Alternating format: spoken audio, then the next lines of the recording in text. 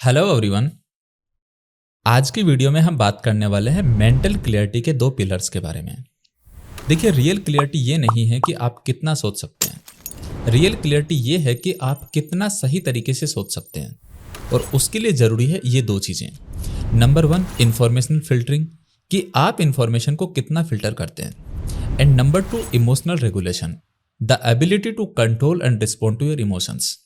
सबसे पहले बात करते हैं इंफॉर्मेशन को फिल्टर करने पर। हम लोग क्या करते हैं कि रास्ते में जो कुछ आए वो हर एक चीज़ पढ़ते हैं। हर एक ट्रेंड से अपडेटेड रहते हैं कि ट्विटर पर क्या चल रहा है, कौन सा हैशटैग ट्रेंड कर रहा है। अननेसेसरी की इंफॉर्मेशन को कंज्यूम करते हैं। दिन भर इंस्टा फीड पर ये देखते रहते हैं कि कौन सी रील वायरल चल रही है।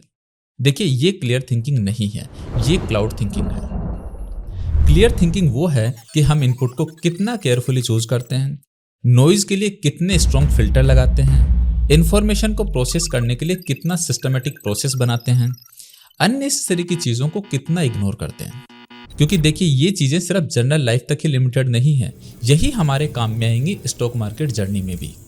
क्योंकि स्टॉक मार्केट में इतनी न्यूज़, इतने ट्रेंड्स एंड इतने ओपिनियन हैं कि अगर आप इन सब को कंज्यूम करने लग गए तो ये आपकी डिसीजन मेकिंग को पैरालाइज बना देंगे। इसलिए जरूरी है कि उतने ही डेटा पर फोकस करें जो हमारी स्ट्रेटेजी के लिए जरूरी है। अगर एग्जाम्पल के लिए आप एक लॉन्ग टर्म इन्वेस्टर हैं तो daily price fluctuation and sensational headlines are often irrelevant for you. इसलिए जरूरी है कि आप इंफॉर्मेशन को फिल्टर करें और इंफॉर्मेशन के ओवर कंजम्पशन को अवॉइड करें। And most important, noise and signal के बीच के डिफरेंस को पहचानें। सबसे बड़ा सिग्नल क्या है? आपका चार्ट, आपकी रिसर्च, आपका प्री कमिटेड प्लान। बाकी सब कुछ नॉइज है, सब कुछ। इसलिए जरूरी है कि इंफॉर्मेशन पर स्ट्रॉन्ग नॉइज फिल्टर लगाएं एंड सिर्फ उसी इंफॉर्मेशन पर फोकस करें जो एक्चुअल में मैटर करती है। अब बात करते हैं पॉइंट नंबर 2, या मैं कहूं पिलर नंबर 2, वो है इमोशनल रेगुलेशन। इसमें दो चीजें हैं, एक है क्लाउड थिंकिंग और दूसरी है क्लियर थिंकिंग। क्लाउड थिंकिंग क्या है? टेम्परेरी इमोशंस पर डिसीजन लेना, मार्केट वोलेटिलिटी में पैनिक होकर रिएक्ट करना, जिसकी वजह से उनके डिसीजन वो नहीं ले रहे, डर उनके डिसीजन ले रहा है। जबकि क्लियर थिंकिंग ये है कि इसी इमोशन को पहचानें और इसको एक डेटा की तरह यूज करें एंड खुद पर हावी ना होने दें। पहले से एक डिसीजन फ्रेमवर्क बना के रखें ऐसे आने वाले इमोशनल इवेंट्स के लिए। In short, clouded thinkers are weather victims while clear thinkers are weather observer. So always become a weather observer. एक क्लियर थिंकिंग रखने वाला पर्सन इमोशनल स्टॉर्म को ऑब्जर्व करता है, उस पर इंपल्सिव होकर रिएक्ट नहीं करता। एग्जाम्पल के लिए, जब भी मार्केट क्रैश हो तो उस पैनिक सिचुएशन को एक अपॉर्चुनिटी समझें अच्छे क्वालिटी के स्टॉक्स को डिस्काउंट पर बाई करने के लिए, न कि उस क्राउड को ज्वाइन करें जो कि पैनिक होकर सेल कर रहा है। अच्छा, हमने ये जो दोनों पॉइंट पढ़े, informational filtering and emotional regulation, ये दोनों एक दूसरे से इस तरह से कनेक्टेड हैं कि अगर आप इंफॉर्मेशन को फिल्टर करना सीख गए तो अपने आप ही इमोशनल कंट्रोल आ जाएगा। एंड इसके लिए ज़्यादा कुछ नहीं करना, नॉइज एंड सिग्नल को पहचानना है, और उसके लिए भी ज़्यादा कुछ नहीं करना है। सिर्फ एक चीज़ आपको अपने सिस्टम पर स्टिकी नोट से चिपकानी है, एंड वो है सबसे बड़ा सिग्नल क्या है? आंसर है आपका चार्ट, आपकी रिसर्च, आपका प्री कमिटेड प्लान। बाकी सब कुछ नॉइज है। लोग अक्सर क्या करते हैं, एक छोटी सी प्रॉब्लम के 10 बड़े सॉल्यूशन देकर उस प्रॉब्लम को ही बहुत बड़ी प्रॉब्लम बना देते हैं। मैं क्या कर रहा हूं, 10 बड़ी प्रॉब्लम का to the point best solution दे रहा हूं आपको। बस इसको अगर आप समझ गए तो कंप्लीट सॉल्यूशन इसी में ही है।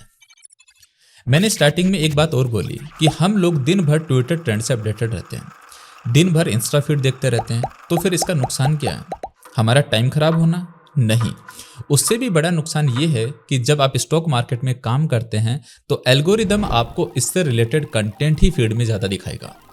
अब लेट्स सपोज आपको फीड में एक रील दिखी जिसमें एक फॉरेक्स ट्रेडर है जिसने अच्छा पैसा बनाया।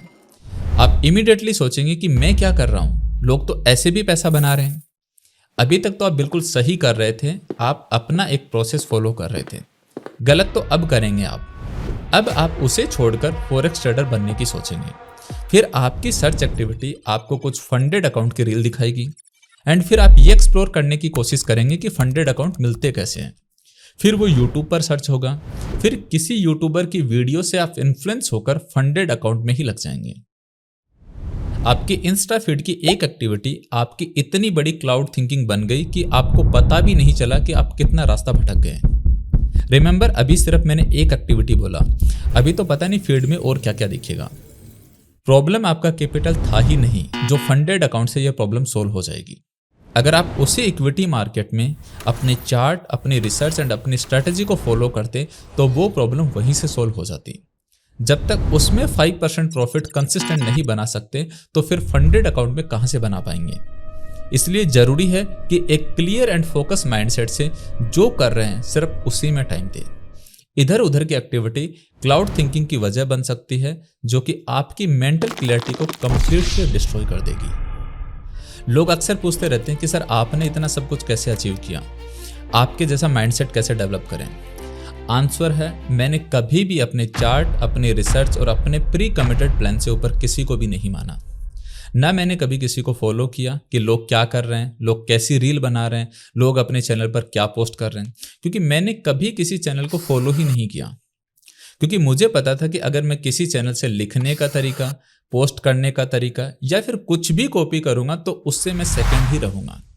इसलिए हर बार सिर्फ खुद की समझ से काम किया, फिर वो चाहे पढ़ाने का तरीका हो, चाहे वो मेरी रिसर्च हो, चाहे वो लिखने का तरीका हो, वो सबसे यूनिक ही होगा। यहाँ तक कि जीने का तरीका भी यूनिक ही होगा। एंड पूरी मेंटल क्लैरिटी इन्हीं सब चीज़ों से है, क्योंकि हम सच में नहीं करते किसी चीज़ को फॉलो। हमें नहीं है मतलब कि दुनिया क्या कर रही है, हम सच में नहीं है उस रेस में। So thank you so much guys for listening. Trade well, trade safe and will see you soon in the next.